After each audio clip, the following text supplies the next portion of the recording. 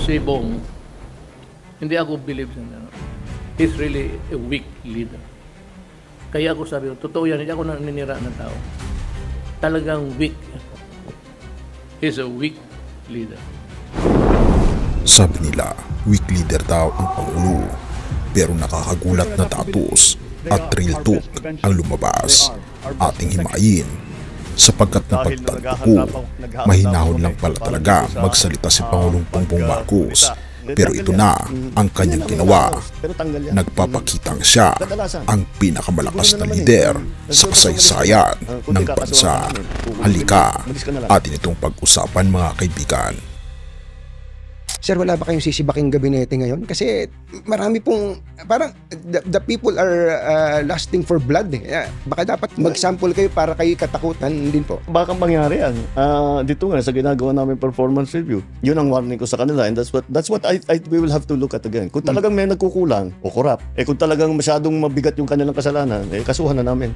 Ang tunay na matapang, tahimik, pero matatalino at nakakahalata. Ika nga sa Biblia, Deuteronomy 28 verse 13, at ikaw ay lalagay ng Panginoon sa itaas at hindi sa ibaba, ikaw ay magiging ulo at hindi buntot. At ika nga ni Sun Tzu ng The Art of War, the supreme art of war is to subdue the enemy without fighting. Tahimik, kalma, maamo, hindi nagayabang, hindi nananakot, hindi sumisigaw, kaya raw mahina. Pero teka, minsan kasi ang kalmado sa labas ay pinakamatinding lakas sa loob. Ito ang pangunahing tanong, mahina nga ba? Sa Facebook comment ni Limel Waskin Monares, sabi niya, weak leader si PBBM, walang kamay na bakal. Pero ito ang tanong, kung wala siyang kamay na bakal, bakit mas marami siyang nagawang hindi nagawa ng tinawag na malakas? Sa laban kontra droga, sino nga ba ang tunay na matapang? Sa kamakailang administrasyon ni Pangulong Rodrigo Duterte, marami ang pinatay, marami ang natakot daw. Pero ating tignan ang fact check. Pumatay ng libo-libo. Fact check number 2, mga maliliit na pusher ang target. At fact check number 3, pero 14.3 bilyong piso lang ang nasambat na droga sa unang 3 taon ng kanyang programa ng War Against Drugs. Pero ito ang nakakagulat na ginawa na ng Pangulong Bongbong Marcos. Walang pinatay. Pangalawang fact check, mga drug lord ang target. At pangatlong fact check, 43.8 bilyong piso. Oo mga kaibigan, 43.8 bilyong piso na ang nasabat sa parehong panahon.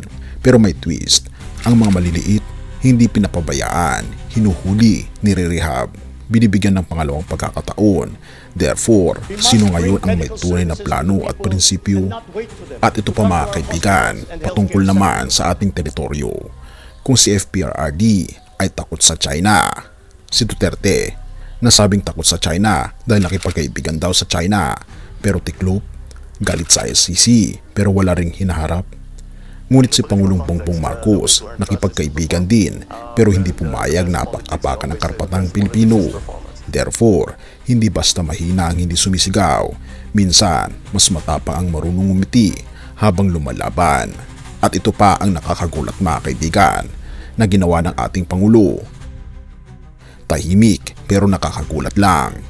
Unang check, nahuli si Kibuloy, ang matagal nang namumuno sa isang organisasyon na punong-puno ng katiwalian.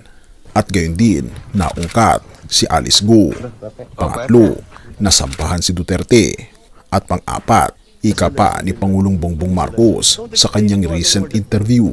May mga gabinete na sisibakin kahit kaibigan niya mga ito.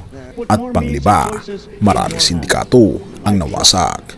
Ang tanong, anong Pangulo ang nakagawa nito? Wala, maliban sa isa, ang kanyang ama na nagmana rin sa kanya. Kaya nga naman mga kaibigan, ang ating Pangulo mabagsik sa tahimik pero may pusong strategist at hindi executioner.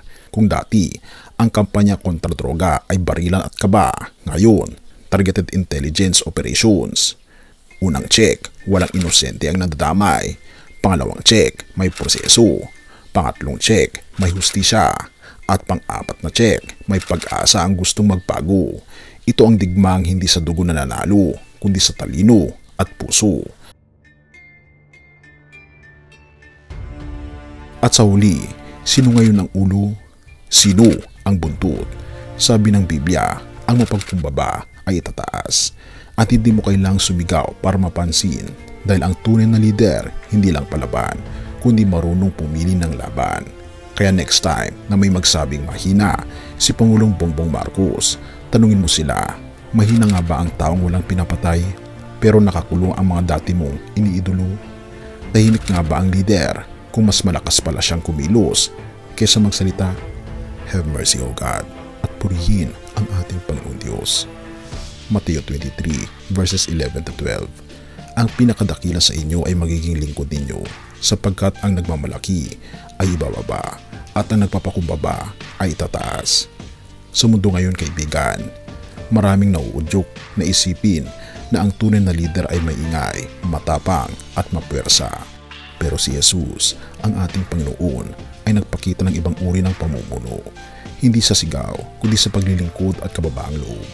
Hindi siya nanghuthot ng kapangyarihan, bagkus naghugas ng paa ng kanyang mga disipulo at maging ng kanyang alagad na nagbitray sa kanya at namatay sa krus para sa mga makasalanan. Tahimik siya sa paghatol, pero radikal ang kanyang awa. Hindi siya kailanman ng hamak, pero nilupig niya ang kasalanan at kamatayan. Katulad ng ating Panginoon Jesus, kaibigan, may mga pinunong hindi kailangang sumigaw para gumawa. Ang kapangyarihan nila ay nasa gawa, hindi sa galit. Ang lider na tulad ng ating Panginoon Kristo ay marunong magpatawad, lumaban ng may karunungan at pumili ng katahimikan kaysa kaguluhan. Kaibigan, ang Pangulo man o isang ordinaryong tao, kapag ginaya ang ating Panginoon Jesus, nagiging tunay na makapangyarihan sa puso ng ating Panginoon Diyos. Sa dulo ng lahat, ang nagpapakumbaba sa harap ng ating Panginoon Diyos ay tataas niya, hindi sa sariling lakas, kundi sa pamamagitan ng grasya ng ating Panginoon Kristo. Purihin ang ating Panginoon Diyos at tayo manalangin. Ama naming Diyos na makapangyarihan sa lahat, turuan niyo po kaming mamuno gaya mo, hindi sa ingay kundi sa pag-ibig. Bigyan niyo po kami ng mata upang makita ang katotohanan kahit tahimik itong gumagalaw, at gawin mo kaming kasangkapan ng hustisya, kapayapaan at kababaang loob. Inyo pong patuloy na gabayan ang aming Pangulo, ang aming mga leaders, ang mga Duterte, gayon din Panginoon ang bawat Pilipino at lahat ng tao sa buong mundo. Pinupuri po namin kayo at pinapasalamatan, o aming Panginoong Diyos, sa inyo pong kabutihan sa amin, at salamat sa pagdinig ng aming mga panalangin, at patawarin po kami sa lahat ng aming pagkukulang at pagkakasala, sapagkat ito po ang aming samot hiling sa matamis na pangalan ng aming Panginoong Jesus. Amen. Bago natin ipagpatuloy, kaibigan, siya nga pala ang Great Controversy, na isa sa mga pinaka-kontrobersyal na libro dahil tumutukoy ito sa mga propesiya sa libro ng Daniel at Revelation na nagaganap na sa panahon natin ngayon.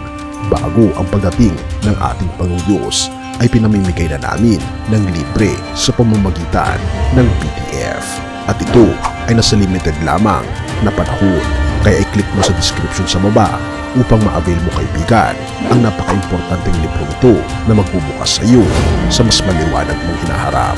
Purihin ang ating Panginoong Diyos at tayo magpatuloy.